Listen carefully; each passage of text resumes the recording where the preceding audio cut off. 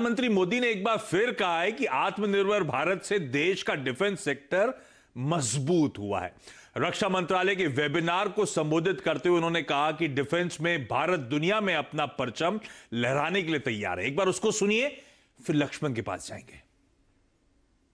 Private sector को आगे लाने के लिए, उनके लिए काम करना और आसान बनाने के लिए सरकार उनके ईज ऑफ डूइंग बिजनेस पर बल दे रही है।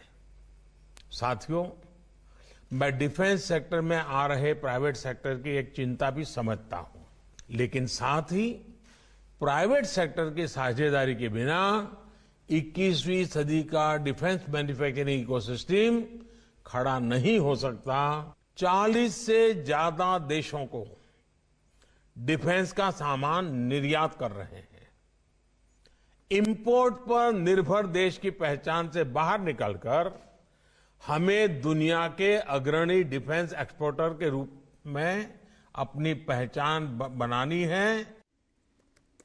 ओके, तो आज जो डिफेंस सेक्टर का वेबिनार था और उसके बाद कई, आज वैसे दिन के दौरान काफी सारे डिफेंस रिलेटेड स्टॉक जैसे कि बीडीएल वगैरह अच्छा आउट परफॉर्मेंस कमजोर बाजार में दिखा रहे हैं, लेकिन साथ साथ रक्षा हथियारों के बाद अब कहा जा रहा है सरकार रक्षा उपकरणों में इस्तेमाल होने वाली स्पेयर पार्ट्स की निगेटिव लिस्ट जल्द जारी करने वाली है।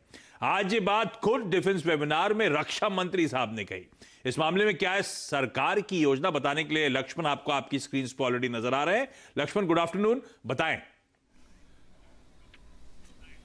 देखिए, दरअसल प्रधानमंत्री और रक्षा मंत्री ने जो बातें कही, दरअसल वो बातें नहीं थी। इसके पीछे बहुत बड़ा होमवर्क किया गया है। सरकार की तरफ से एक पूरा रोड मैप तैयार किया गया है कि कैसे निजी क्षेत्र की भागीदारी बढ़ाई जाए, कैसे इंपोर्ट पर निर्भरता कम किया जाए। और ये रोड मैप बहुत लंबा नहीं है। 2024 तक के लिए सरकार ने पूरे रक्षा विभाग को कहें कि डिफेंस सेक्टर में एक बड़ा बदलाव करना चाहती है, निजी क्षेत्र की भागीदारी लेकर के और घरेलू मैन्युफैक्चरिंग को बढ़ावा देकर के। इसलिए इस बार आपने देखा कि 18.75% कैपिटल आउटले बढ़ाया गया बजट में डिफेंस सेक्टर के लिए। और सरकार ने जो रोड मैप तैयार किया है उसके मुताबिक 2024 तक पूरे एक आइटम की लिस्ट तैयार की गई है जिस पे इंपोर्ट पर निर्भरता खत्म किया जाएगा और उस पर हम लोग घरेलू उत्पादन शुरू करेंगे। सरकार का कहना है कि 101 आइटम की नेगेटिव लिस्ट पहले ही तैयार कर चुके हैं, यानी इसके इंपोर्ट पर निर्भरता कम करेंगे, घरेलू उत्पादन बढ़ाएंगे। 100 आइटम की लिस्ट और तैयार कर रहे हैं। और महत्वपूर्ण बात, सिर्फ डिफेंस के हथियार सामान नहीं, जो स्पेयर पार्ट्स जैसे आइटम होते हैं, छोटे छोटे आइटम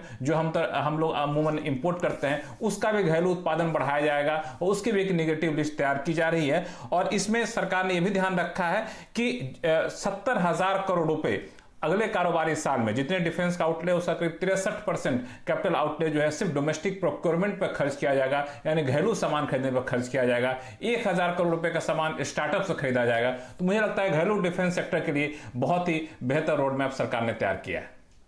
जो एक एडिशनल आवंटन हुआ है, पिछली बार से ज्यादा एलोकेशन हुआ है, उसमें मेजॉरिटी घरेलू इंडस्ट्रीज, आत्मनिर्भर भारत पे फोकस, डोमेस्टिक मैन्युफैक्चरर्स को ऑर्डर्स डोल आउट किए जाएंगे। ये सब अच्छी खबर आती हुई। लक्ष्मण, आपका धन्यवाद। और अजंता, एक रिक्वेस्ट, ये डिफेंस स्पेस के तमाम स्टॉक्स आपको आपकी स्क्रीन पे नजर आ रहे होंगे।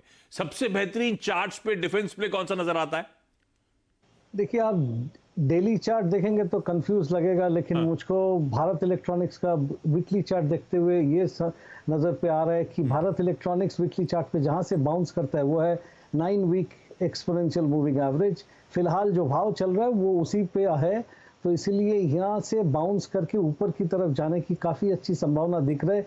और इसका मूविंग एवरेज, इसको जो चाल है वो देखते हुए ये लगता है कि इसमें अच्छी मूवमेंट होने की गुंजाइश है। यहाँ से करीबन 40%, मतलब 180 के आसपास, 130 से 180 के आसपास जाने की उम्मीद करके मध्यम अवधि के लिए, मतलब 6 से 9 महीना पे ये लेवल हासिल हो जाएगा, ऐसा उम्मीद करके इस पे खरीदारी करना चाहिए। और आपका स्टॉप लॉस जो है वो 100 के 110 के नीचे रखिए तो अच्छा रहेगा। अरे वाह, तो बीईएल भारत इलेक्ट्रॉनिक्स सबसे प्रेफर्ड डिफेंस बेट। क्विकली छोटा सा ब्रेक के उस पार तीनों एक्सपर्ट्स की एक और बेहतरीन हफ्ता वसूली पिक लेकर लौटूंगा।